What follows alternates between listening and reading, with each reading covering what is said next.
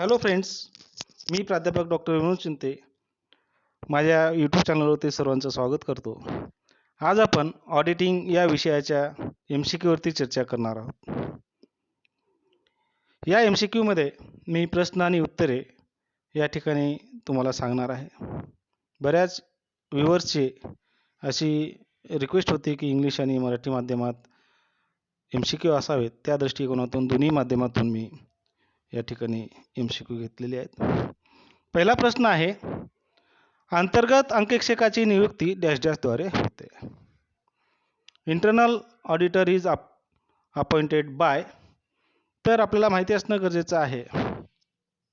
Company कायदा 2013 जो सध्या कार्यान्वित आहे त्यानुसार संचालक मंडळाद्वारे अंतर्गत अंकेक्षकाची नियुक्ती करण्यात येते. आपण कंपनी कायदा 1956 पण अभ्यासलेला आहे आणि आता सध्या जो कायदा कार्यान्वित आहे, ॲक्टिव्ह आहे, अमेंडमेंट झालेले आहेत 1956च्या कायद्यामध्ये आणि तो कायदा आता 2013 या नावाने ओळखला जातो. त्यामधल्या अमेंडमेंट सध्या अस्तित्वात आलेल्या आहेत. त्यानुसार संचालक मंडळ हे अंतर्गत अंकेक्षकाची नियुक्ती करतात. हे आपल्याला या ठिकाणी माहिती असणे गरजेचे आहे. यानंतरचा नेक्स्ट क्वेश्चन असणार आहे,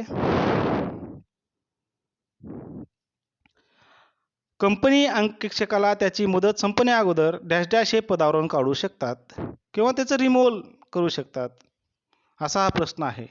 तर कंपनीच्या अंकेक्षकाचं रिमूव्हल करण्याचा अधिकार किंवा त्याला पदच्युत करण्याचा अधिकार हा भागधारकांना आहे. तोही सर्वसाधारण सभेमध्ये तसा निर्णय पारित करावा लागतो आणि विशेष बाब असेल तरच अंकेक्षकाला बदलण्यात येतं किंवा त्याला रिमूव्हल करण्यात येतं. उगीच मनात वाटलं म्हणून अंकेक्षकाला बदलता येत नसतं. म्हणून विशेष जर काही असेल प्रकरण तरच अंकेक्षकाला पदच्युत करण्याचा बहुमताने अधिकार सर्वसाधारण सभेमध्ये भागधारकांना देण्यात आलेला आहे. म्हणून बी हे या प्रश्नाचं उत्तर असणार आहे. यानंतर तिसरा प्रश्न असणार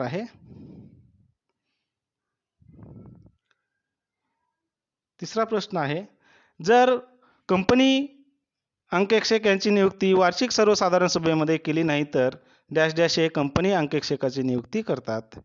जर जनरल मीटिंगमध्ये अंकेक्षकाची अपॉइंटमेंट झाली नसेल तर अशा वेळेस निश्चित स्वरूपातून केंद्र सरकार हे अंकेक्षकाची नियुक्ती करत असलेलं आपल्याला दिसून येतं. कारण कंपनीवरती रेग्युलेट करण्याचं कार्य केंद्र सरकार करत असतं. म्हणून अंकेक्षक हा भागधारकाच्या हिताचे रक्षण करत असतो. म्हणजेच कंपनीच्या अस्तित्वाचं रक्षण करण्याचं कार्य अंकेक्षकाला करायचं असल्या कारणामुळं कंपनीवरती रेग्युलेटर म्हणून कार्य करणारे सेंट्रल गव्हर्नमेंट हे अशा वेळेस निश्चित स्वरूपातून अंकेक्षकाची नियुक्ती करत असलेले आपल्याला दिसून येते. या प्रश्नानंतर मी कंपनी ॲक्ट 2013 नुसार ज्या प्रोव्हिजन आहेत अंकेक्षकाच्या नियुक्ती, अपॉइंटमेंट, रेम्युनरेशन या संदर्भातले प्रश्न घेतलेले आहेत तेही आपण या ठिकाणी डिस्कस करणार आहोत. जसा हा प्रश्न आहे, कंपनी कायदा 2013 मध्ये अंकेक्षकाच्या निलंबनाच्या बाबतीत डॅश डॅश कलमांतर्गत तरतूद करण्यात आलेली आहे किंवा स्पष्ट करण्यात आलेलं आहे. तर आपल्याला लक्षात घ्या, या व्हिडिओच्या नंतर मी जसे MCQ देतो डिस्क्रिप्शन बॉक्समध्ये त्याच प्रकारे त्याच ठिकाणी तुम्हाला जे की प्रोव्हिजन्स आहेत 2013च्या कंपनी ॲक्टनुसार ते प्रोव्हिजन मी देण्याचं कार्य केलेलं आहे. म्हणून सर्वांनी डिस्क्रिप्शन बॉक्स पाहून घ्यावं आणि ते सर्व जे कलम आहेत किंवा प्रोव्हिजन आहेत ते मूळजबानी पाठ करून घ्यावेत. बघा, या ठिकाणी मी तुम्हाला एक एक कलम सांगण्याचा प्रयत्न करतो. सर्वांनी ऐकून घ्या आणि मूळजबानी पाठ करा. जसं मला आहेत मूळजबानी पाठ त्या प्रकारे तुम्हाला असणं गरजेचं आहे. कलम 139 149 हे अंकेक्षकाच्या नियुक्तीबद्दल म्हणजे अपॉइंटमेंटबद्दल आहे. रिअपॉइंटमेंटबद्दल देखील हेच कलम आहे, म्हणून निलंबनाबद्दल नाही. 141 हे कलम अंकेक्षकाची पात्रता आणि योग्यता दर्शवते आणि 43 कलमामध्ये अंकेक्षकाची अधिकार आणि जबाबदार हे सांगण्यात आलेले आहेत. म्हणून 140 हे कलम निश्चित स्वरूपातून कशा संदर्भात आहे तर अंकेक्षकाचे निलंबन असेल किंवा त्याचा राजीनामा असेल म्हणजेच रिमूव्हल आणि रिजिग्नेशन याबद्दल 140 या कलमांतर्गत स्पष्टीकरण देण्यात आलेलं आहे. यानंतरचा प्रश्न आहे, अंकेक्षकाच्या मानधनासंबंधी कंपनी कायदा 2013 अंतर्गत डॅश डॅश कलमांतर्गत स्पष्टीकरण करण्यात आलं आहे. जर या रेम्युनरेशन बद्दल आत्ताच मी सांगितल्याप्रमाणे अंकेक्षकाचं जे रेम्युनरेशन आहे ते 142 या कलमांतर्गत देण्यात आलेलं आहे. म्हणून या प्रश्नाचं जे उत्तर असणार आहे ते असणार आहे सी 142. हे कलम अंकेक्षकाचे रेम्युनरेशन किंवा मानधन स्पष्ट करत असते. यानंतरचा प्रश्न आहे, नियुक्तीबद्दल अंकेक्षकाच्या निश्चित स्वरूपातून 139 हे कलम आहे. अंकेक्षकाची नियुक्ती असेल किंवा पुनर्नियुक्ती देखील असेल तर त्या संबंधीचे प्रोव्हिजन 139 139 या कलमांतर्गत स्पष्ट करण्यात आलेली आपल्याला कंपनी कायद्यामध्ये दिसून येतात. म्हणून या प्रश्नाचं जे उत्तर आहे ते डी ऑप्शन असणार आहे. यानंतरचा नेक्स्ट क्वेश्चन आहे, कंपनी कायदा 2013 अंतर्गत 144 किंवा 144 कलम डॅश डॅशशी संबंधित आहे. तर 144 हे कलम आपल्याला निश्चित स्वरूपातून अंकेक्षकाच्या सेवा व व्यवसायासंबंधीच्या अटी व शर्ती या संदर्भात असलेलं दिसून येतं. म्हणजेच auditor not to render certain services या अंडरखाली 144 हे सेक्शन येत असल्या कारणामुळं 144 कलम हे सेवा आणि अटी संदर्भात स्पष्टीकरण देत असते. म्हणून या प्रश्नाचं उत्तर आहे डी. यानंतर नेक्स्ट क्वेश्चन आहे, कंपनी कायदा 2013 अंतर्गत 147 कलम हे डॅश डॅशशी संबंधित आहे. तर 147 कलम हे दंडात्मक कारवाई किंवा पनिशमेंट याबद्दलचं आहे. जर अंकेक्षकाकडून कोणत्या कार्यामध्ये दिरंगाई झाली किंवा जाणूनबुजून जर फ्रॉडमध्ये सामील असेल तर त्याला 147 कलमांतर्गत कारवाईला समोर जावं लागत असतं. म्हणून या प्रश्नाचं उत्तर आहे सी ऑप्शन, दंडात्मक कारवाई. यानंतरचा नेक्स्ट क्वेश्चन असणार आहे, कंपनी कायदा 2013 अंतर्गत 141 कलम डॅश डॅशशी संबंधित आहे. आपल्याला माहिती असणं गरजेचं आहे 141 कलम हे अंकेक्षकाची पात्रता आणि योग्यता किंवा eligibility and qualification and disqualification या संदर्भातलं आहे. म्हणून अंकेक्षकाची योग्यता व पात्रता ए ऑप्शन या प्रश्नाचं उत्तर आहे. बघा, या ट्युटोरियलमध्ये मी जास्तीत जास्त कंपनी कायद्यावर प्रश्न घेण्याचं कार्य केलेलं आहे. याचं एकमेव कारण म्हणजे एकतर आपल्याला हे सर्व कायद्यामधील प्रोव्हिजन माहिती असणं गरजेचं आहे आणि परीक्षेमध्ये देखील मॅक्झिमम प्रश्न 2, 3, 4 प्रश्न किंबहुना 5 प्रश्न देखील विचारले जाण्याची शक्यता आहे. म्हणून यावरती जास्तीत जास्त प्रश्न मी तुमच्या सरावासाठी इथं घेतलेले आहेत. कंपनी कायदा 2013 अंतर्गत 145 कलम डॅश डॅशशी संबंधित आहे. तर कशाशी रिलेटेड आहे 145?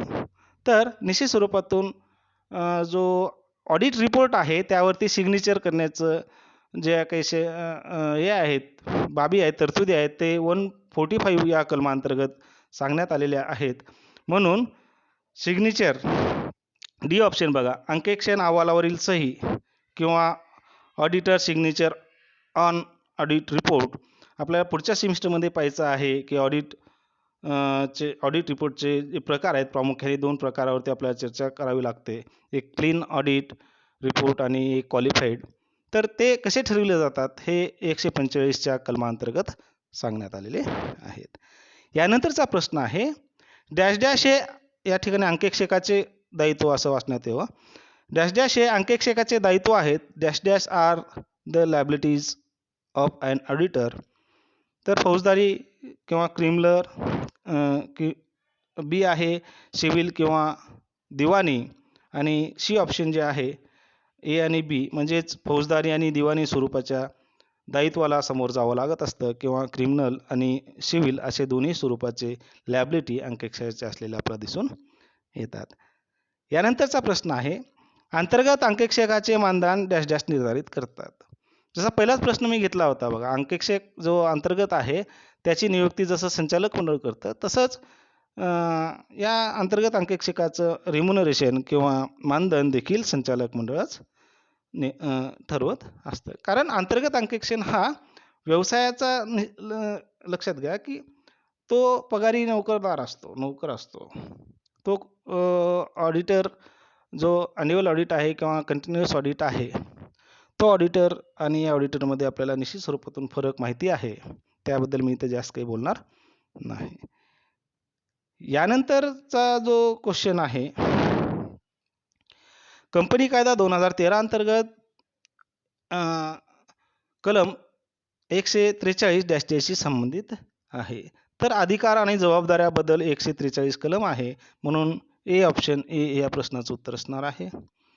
यानंतरचा प्रश्न आहे, कंपनी कायदा 2013 अंतर्गत 146 कलम शी संबंधित आहे. 146 इज रिलेटेड टू. तर 146 हे सर्वसाधारण सभेला उपस्थित राहण्याबद्दलचं कलम आहे किंवा auditor to attend general meeting या संदर्भातलं आहे. म्हणून ऑप्शन कोणतं बरोबर आहे, तर सी ऑप्शन, अंकेक्षकाची सर्वसाधारण सभेतील उपस्थिती किंवा auditor attend to general meeting, हे या प्रश्नाचं उत्तर असणार आहे. तर मित्रांनो, हा व्हिडिओ कसा वाटला या संदर्भातल्या आपल्या प्रतिक्रिया निश्चित स्वरूपातून कळवा. व्हिडिओ आवडत असतील तर लाईक करा, सबस्क्राईब करा आणि आपल्या मित्रांना देखील फॉरवर्ड करा. माझे BCom TYच्या सर्वच विषयाचे MCQ 5व्या सेमिस्टर आणि 6व्या सेमिस्टरवरती आहेत, ते देखील पहा आणि असे व्हिडिओ पाहत राहण्यासाठी माझ्या चॅनलला सबस्क्राईब करा. धन्यवाद.